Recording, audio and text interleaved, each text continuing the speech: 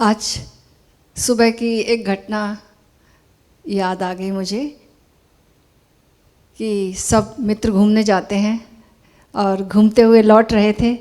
तो लौटते हुए स्वामी जी ने उन्हें बताया एक पीपल का पेड़ जो कि फिर से जिसमें कि कोपलें फिर फूट आईं।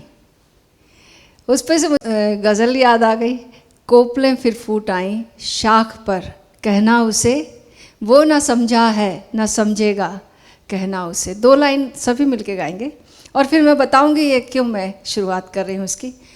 तो दो लाइन गाइए। कोपलें फिर फूट आई, कोपलें फिर फूट आई, शाख पर कहना उसे,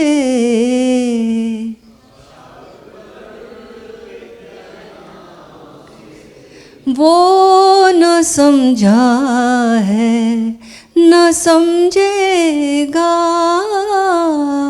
वो न समझा है न समझेगा, मगर कहना उसे, कोपले फिर फूट आई। ये गज़ल ओशो को भी बहुत पसंद रही है और तभी उन्होंने अपनी किताब जो पुस्तक का नाम रखा कोपलें फिर फूट आई, जब वो विश्व भ्रमण से लौट कर आए थे तब। तो इस पेड़ पर आ जाते हैं कि इस प्यारे से पेड़ ये बहुत बड़ा हुआ करता था और बहुत जल्दी इसका विकास हुआ और बहुत ही विकसित पेड़ था, सबसे बड़ा दिखता था। हम सब लोग घर में यहाँ से जब भी गुजरते थे बहुत खुश होते थे ये पेड़ को देखकर। अचानक एक दिन आंधी आई और वो पेड़ गिर गया पूरा, और ऐसा गिरा कि बिल्कुल ही टूट गया और हम बहुत दुखी हो गए कि अरे इतना सुंदर पेड़ टूट गया और चला गया पूरा का पूरा। ऐसा भी नहीं एक शाख टूटी हो, कंप्लीट पेड़, ऐसा तो टूट कभी देखी नहीं थी। तो वो कंप्लीट ही ख़त्म हो गया। अब मुझे तो जब भी वहाँ से गुजरूँ तो मुझे उस पेड़ का ध्यान आ जाता था, पेड़ का ध्यान आता था, याद रखना। लेकिन आज जब शाख कोपलों की बात हुई कि कोपलें फिर फूट आई, तो मुझे ध्यान आया कि हमने तो सिर्फ पेड़ ही देखा, पत्ते देखे, शाखाएं देखी, उसका विकास देखा, लेकिन जिसके कारण हो रहा था वो जो जड़, वो तो बची हुई थी। और हमें तो खुश होना था कि जड़ तो बची हुई है भीतर हमारी, लेकिन नज़र जड़ तक नहीं जाती, हमारी पहुंच जड़ तक नहीं जाती, पेड़ी तक। बाहर जो प्रकट है उसी पर हम अटक जाते हैं। और जब ऐसे ही ये जगत है पूरा, ये प्रकट जगत है पूरा, और इस प्रकट जगत में ही हमारी दृष्टि जाती है और हम इसी से रिलेट करते हैं और इसी पर हम अटक जाते हैं और यहीं से भटक भी जाते हैं। कहाँ से धर्म की शुरुआत होती है और कहाँ से जगत की शुरुआत होती है? जब हम ये प्रकट चीज़ों में उलझ जाते हैं, देखते हैं, इसी को सत्य मानते हैं, तब हमारी जो शुरुआत है वो जगत की यात्रा शुरू हो गई और सुख दुख और सारे अटकाव भटकाव सब कुछ होंगे वहाँ पर। लेकिन जब हम अप्रकट जो कि नहीं दिखाई दे रहा उसकी खोज में निकलते, वहाँ से धर्म की यात्रा शुरू होती है। अध्यात्म वहीं से शुरू होता जो नहीं दिखाई दे रहा, जो अदृश्य है।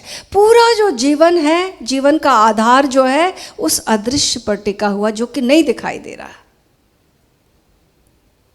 बात ऐसी है ना। लोग कहते कि बिना नींव का, एक आदमी सिरफिरा हुआ, वो कहता था कि हम तो बिना नींव का घर बना लेंगे। नींव खोदने की क्या ज़रूरत, हम तो देखना कितने जल्दी घर बना लेंगे। उसने नींव ही नहीं खोदा और घर बनाता था और घर गिर जाता था बार बार। तो उसे लगता था किसी लोगों की नज़रें लग जाती, क्या हो जाता, क्यों मेरा घर गिर जाता, इतनी अच्छी से बनाता हूँ मैं। तो फिर फ़कीर से जाके पूछा, उसने कहा कि मेरा घर बार बार गिर जाता है, इतने महंगे महंगे सामान लगाता हूँ, सब कुछ करता हूँ, इतने अच्छे कारीगर लाता हूँ, लेकिन ये घर ही गिर जाता है। क्या, कुछ करो, कुछ आप कुछ मंत्र दे दो, कुछ तंत्र दे दो, कैसे इस घर को बचाओ। उसने कहा पागल, तूने नींव ही नहीं खोदी तो टिकेगा किस पे? नींव चाहिए, आधार चाहिए, जड़ चाहिए। जड़ अगर हमारी गहरी है तो पेड़ तो लहलहा जाएगा, फूट ही जाएगा। लेकिन बस ये है कि वो जड़ें दिखाई नहीं देती हैं।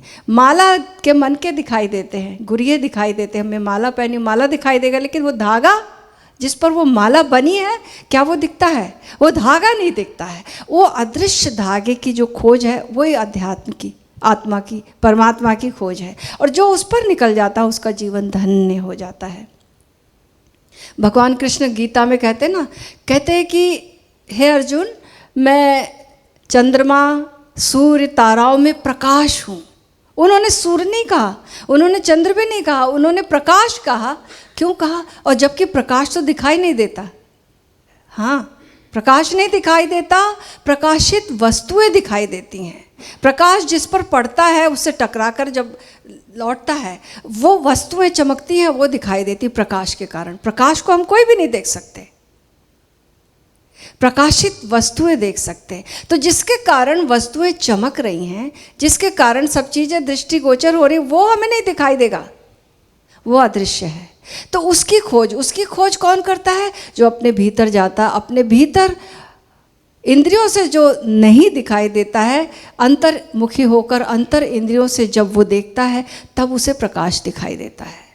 और उस प्रकाश को देखने के बाद जब उसमें डूबते डूबते एक दिन एक घटना घटती है कि फिर हमें कोई वस्तु जैसी दिखाई नहीं देती, सब कुछ प्रकाश ही दिखाई देता। फिर केवल प्रकाश ही सत्य रह जाता। चांद, तारे, सूरज, लोग, व्यक्ति, पेड़ पौधे, कुछ ऐसा अलग अलग दिखाई नहीं देता। सब प्रकाश का ही खेल है, यही दिखाई देता। प्रकाश की ही लीला है, यही दिखाई देता। एक ही प्रकाश का विस्तार सब में मौजूद है, यही दिखाई देता है।